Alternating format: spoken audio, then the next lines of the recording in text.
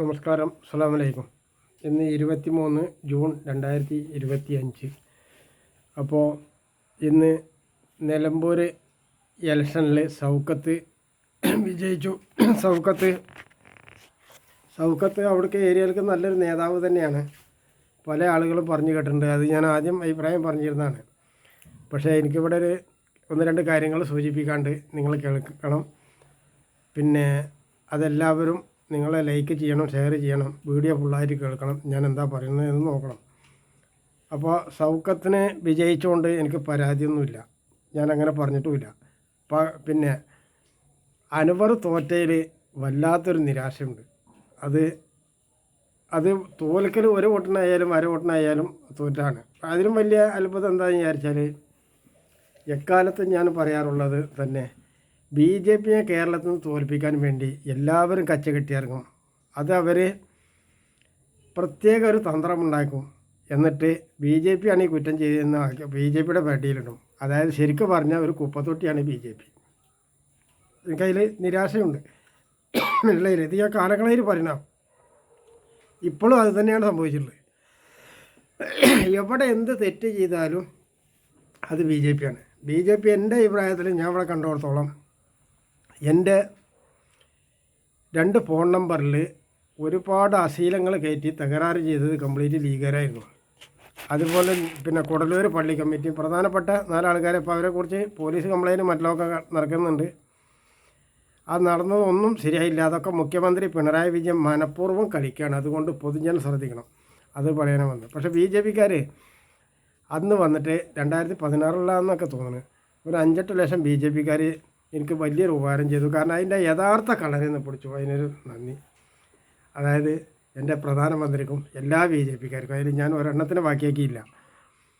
കാരണം അവരുടെ സ്വഭാവം മറ്റുള്ളവർ പറഞ്ഞു നോക്കണ മാതിരിയല്ല. BJP മോശമാണ്, RSS മോശമാണ് എന്നൊക്കെ പറയുന്നതിന് മുമ്പ് എൻ്റെ ഈ കാര്യം കൂടി നിങ്ങളൊന്ന് കേൾക്കണം. അപ്പോൾ ഞാനൊന്ന് പറയാൻ വന്നത് കാര്യം അതാണ്. PK കുഞ്ഞാലിക്കുട്ടി വളരെ നല്ല കാര്യം പറഞ്ഞിട്ടുണ്ട്.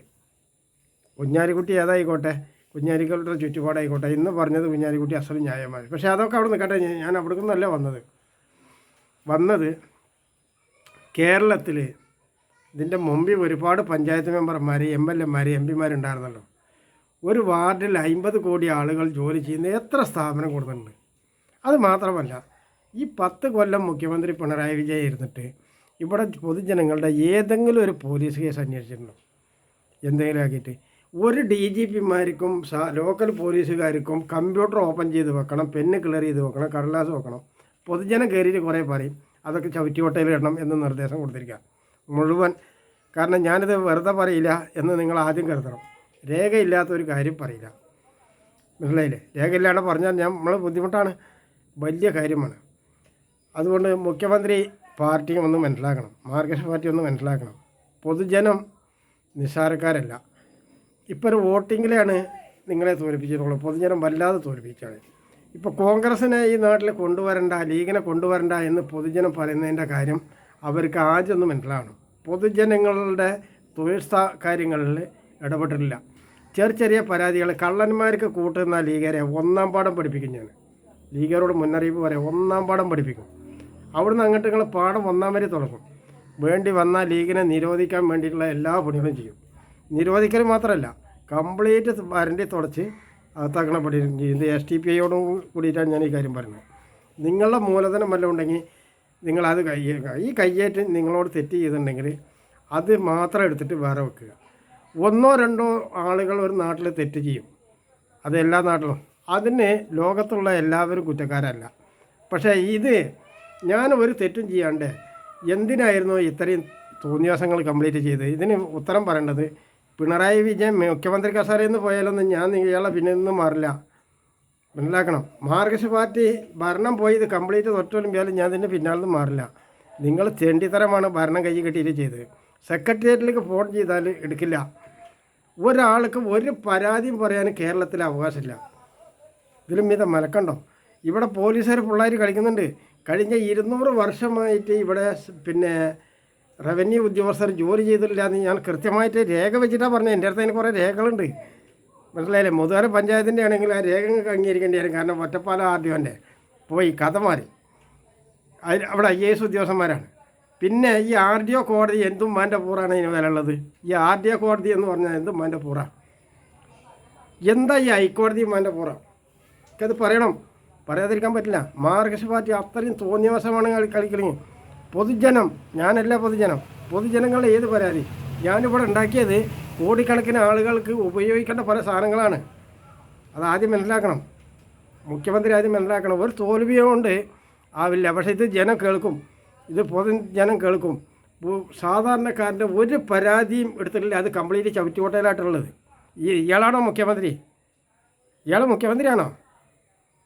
പോലീസിന് ഒരു ഭാഗം കൈകാര്യം ചെയ്യേണ്ടെന്ന് പറഞ്ഞിട്ട് മൂലക്കെട്ടുള്ളത് ഇത് മുഖ്യമന്ത്രിയുടെ പണിയാണോ? മനസ്സിലായില്ലേ? ഒരു കാര്യം മാത്രം നോക്കിയാൽ പോരാ. ഇദ്ദേഹം ഭരണത്തിൽ കയറുന്നതിൻ്റെ മുമ്പേ നമ്മളൊക്കെ നല്ല ഒരു മര്യാദ നല്ല സെറ്റപ്പിലാണ്. പ്രശ്നങ്ങളും കാര്യങ്ങളൊക്കെ ഉണ്ട്. അതിൻ്റെ ഒരു കംപ്ലൈൻറ്റ് പോലും അന്വേഷിച്ചില്ല എന്നുള്ളതാണ്.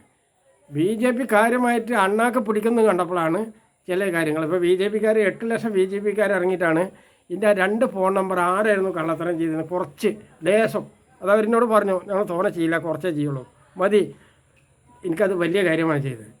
ഇതുപോലെ ഒരു പണി മുഖ്യമന്ത്രി പിണറായി വിജയൻ ഇവിടുത്തെ സാധാരണക്കാരനെ ചെയ്യണം. നിരവധി കൊലപാതകം ചെയ്തവരുണ്ട്, വീടടിച്ച് പൊളിച്ചവരുണ്ട്.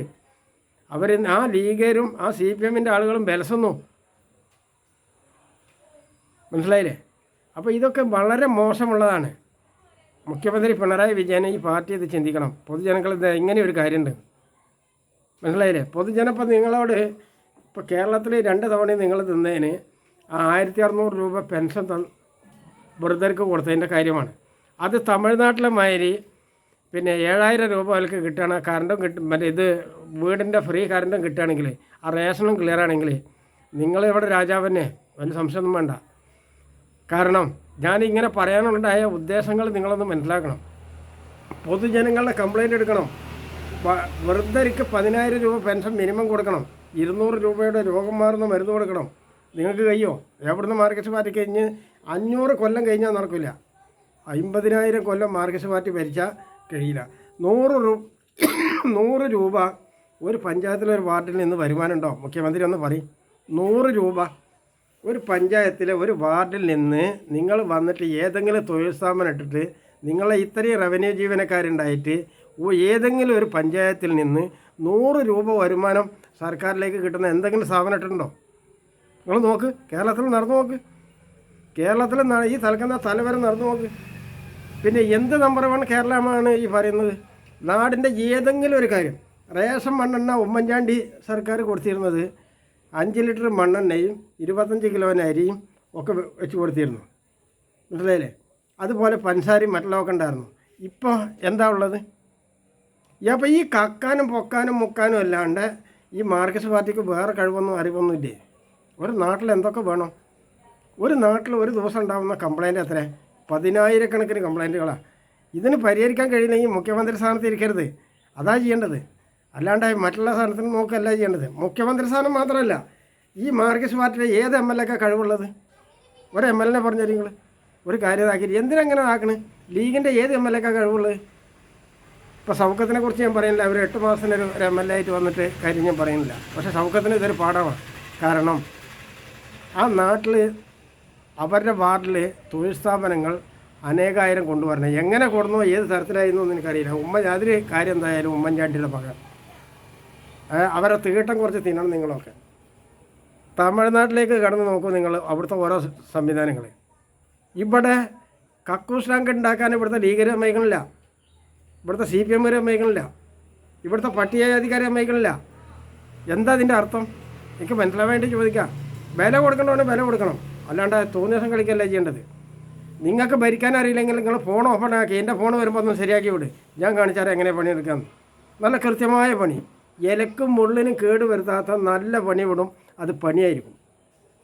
മനസ്സിലായില്ലേ? ഒന്നുണ്ട് കട്ട് എന്നിട്ട് വരുത്താനാണ് പോകാൻ കഴിയില്ല. ഏത് വാപ്പയായാലും കഴിയില്ല. പോലീസ് നടപടിയും കോടതി നടപടികളും അവനക്ക് കനിയോ ഇല്ലയെന്ന് എനിക്കറിയില്ല. ഈ മുതലൂടെ വാങ്ങിയേക്കണം, അല്ലാണ്ട് പറ്റില്ല. അങ്ങനെയാണോ ഇവിടെ ചെയ്തിട്ടുള്ളത്? ഒരാൾക്ക് ഒരു തൊഴിൽ സ്ഥാപനം കൊണ്ടുവരാൻ മാർക്സിസ്റ്റ് പാർട്ടിക്ക് ഇപ്പോൾ കൈക്കൂലി കൊടുക്കേണ്ടത് 7000 കോടി രൂപയല്ലേ? ആരാ ചെയ്യവിടെ? നിങ്ങളൊന്ന് പറയും. ഇവർക്ക് കൈക്കൂലിൻ്റെ എന്ന് പറഞ്ഞാൽ എന്താ സംവിധാനങ്ങൾ? ഈ നാട്ടിൽ എന്താ കൊടുക്കുന്നത്? ഏതെങ്കിലും ഒരാൾക്ക് രോഗം വരുന്ന മരുന്ന് കൊടുക്കണ്ടോ? ഏതെങ്കിലും ഒരു മെഡിക്കൽ കോളേജിൽ മുഴുവൻ മോശമാണെന്ന് ആ തലക്കുന്ന ഈ തല വരെ തെളിയിച്ചിരിക്കുകയാണ് ഇപ്പം ഞാൻ കയറിയിട്ട്. മനസ്സിലായില്ലേ? ഇങ്ങനെ ഒരു മുഖ്യമന്ത്രി എന്തിനാണ് നാട്ടിന്? എനിക്ക് മനസ്സിലാവേണ്ടി ചോദിക്കാം. അപ്പോൾ അതുകൊണ്ട്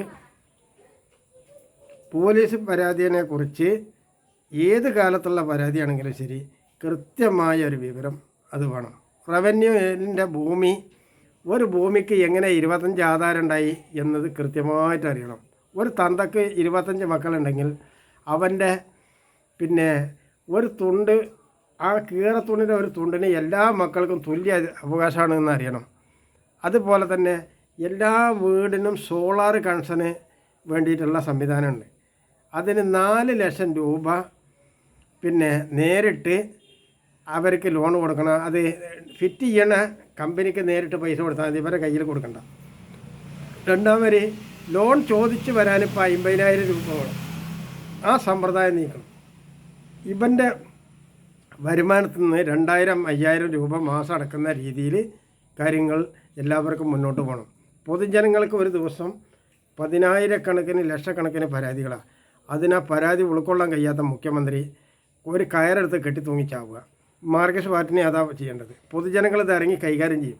കാരണം പൊതുജനത്തിനോട് പറഞ്ഞിട്ടുണ്ട്, പൊതുവിചാരണ വേണം, പിടിച്ച് കെട്ടിയിടണം, ഡ്രസ്സ് കത്തിക്കണം, ഉണ്ടമുളക് കണ്ണിലും മൂത്രക്കുഴിയിലും എഴുതണം. ഇത് കൃത്യമായിട്ട് ഭരിക്കാൻ. കാരണം അത്ര തോന്നിവാസം ചെയ്തുകൊണ്ടാണ് ഈ കള്ളന്മാർക്ക് ഈ മയക്കുമരുന്നൊക്കെ പിടിച്ചിട്ട് ഈ താറാറൊക്കെ ചെയ്യണത്. സ്വന്തം ബാപ്പാനെയും ഉമ്മാനെയും വെട്ടിക്കൊല്ലാനല്ലേ ഈ പണി ചെയ്യണത്. അവനെ പിടിച്ചിട്ട് കെട്ടിട്ടിട്ട് മുളക് എഴുതി വിടണോണ്ട് എന്താ താറാറ്? ഒരു താറാറുമില്ല. അതാ ചെയ്യേണ്ടത്. 2 ദിവസം കഴിയുമ്പോൾ അതിൻ്റെ ബുദ്ധിമുട്ട് വരുമ്പോൾ, ഈ ബുദ്ധിമുട്ടെന്ന് വരുമ്പോൾ വെള്ളം അടക്കം അവന് കൊടുക്കരുത്. എന്നിട്ട് പിന്നെ കെട്ടയച്ച് നിർത്തുമ്പോൾ അവനക്ക് ജീവിക്കണം എന്നുള്ള ആഗ്രഹം പിന്നീടുണ്ടാവും. അതാണ് ഇവർക്ക് മരുന്ന്. അങ്ങനെ ഒരു പണി പൊതുവിചാരണ മുഖ്യമന്ത്രി പിണറായി വിജയനെ ചെയ്തിട്ടുണ്ട്. ചെന്ന് ജനം ഫുള്ളായിട്ട് രക്ഷപ്പെട്ടു. അതേമാതിരി മകളെ അതുപോലെ ഒന്ന് ചെയ്യണം. ഇതാണ് എൻ്റെ അഭിപ്രായം. വെറുതെ പറഞ്ഞൊന്നുമല്ല. ഈ അന്യരുടെ മുതൽ അപഹരിക്കാൻ വേണ്ടിയിട്ട് ഈ സ്ഥാനത്ത് കയറിയിട്ട് മോശം ചെയ്യുന്നവർക്ക് ചെയ്യണം. മുതൽ വേണമെങ്കിൽ സ്വന്തം അധ്വാനിക്കണം. സ്വന്തം കഠിനാധ്വാനം ചെയ്യണം, രാത്രിയും പകലും ഇല്ലാണ്ട്. അല്ലാണ്ട് മുതലുണ്ടാവില്ല. മനസ്സിലായില്ലേ? എൻ്റെ മുതൽ നശിപ്പിച്ചിട്ടുള്ള ലീഗ് കൊലയാളികളെ ഈ നാട്ടിൽ നിന്ന് കെട്ടിക്കുന്നവരെ, ആ പരന്നാരികൾ ഇവിടെ എനിക്ക് കാണേ വേണ്ട. അങ്ങനെ കണ്ടത് ഞാൻ ഇതുപോലെ കാര്യം കുറച്ച് ഇവർക്ക് നേരെ തുപ്പും. ഇത് ഈ തുപ്പ്, ഇന്നത്തെ തുപ്പ് പാണക്കാട് തങ്ങളുടെ തറവാട്ടിൽ ചെന്ന് പെട്ടു എന്ന് നിങ്ങൾ നല്ല കരുതുക. അതിന് കാരണം അത് പെട്ടവർ തന്നെയാണ്. കാരണം എനിക്കൊരു ഓർഡർ ഉണ്ടായാൽ ഉറപ്പായിട്ട് ഞാൻ കൊടപ്പനക്കല്ല തറവാട്ട് കയറി കളിക്കും. അത് കളിയായിരിക്കില്ല, അത് ഒന്നാന്തരം കളിയായിരിക്കും. എനിക്ക് നന്നായിട്ട് 2-3 കാര്യങ്ങൾ നസ്സലായിട്ട് അറിയാം. ഇത് ഞാൻ വെറുതെ പറഞ്ഞതല്ല. കളി നോക്കുമ്പോൾ നല്ല നോക്കി കളിക്കണം. ലീഗേരി കളിച്ചിട്ട് ഇവിടുന്ന് തകരാറുണ്ടായാൽ ഞാൻ അവിടെ കയറി ചൊളിയും. അത് മാത്രമല്ല, അതിൻ്റെ ഇപ്പുറത്തുള്ള ചൊറിച്ചൽ നേരെ ചൊറിയും. ഇങ്ങനെയല്ല, നന്നായിട്ട് ചൊറിയും. കാരണം ഞാൻ ഈ കയ്യേറ്റ് തെറ്റ് ചെയ്തില്ല എന്ന് എനിക്ക് പരിപൂർണ്ണ ഉറപ്പാണ്. തങ്ങളെ പരിപൂർണ്ണ ഉറപ്പാണ്. പിന്നെ എവിടുന്ന ഈ സാധനം വന്നതെന്ന് നിങ്ങൾ പരിശോധിക്കണം. ഈ നാരികളെ വെച്ച് പുറത്തരുത്, പട്ടികളെ, പരനാരികളെ.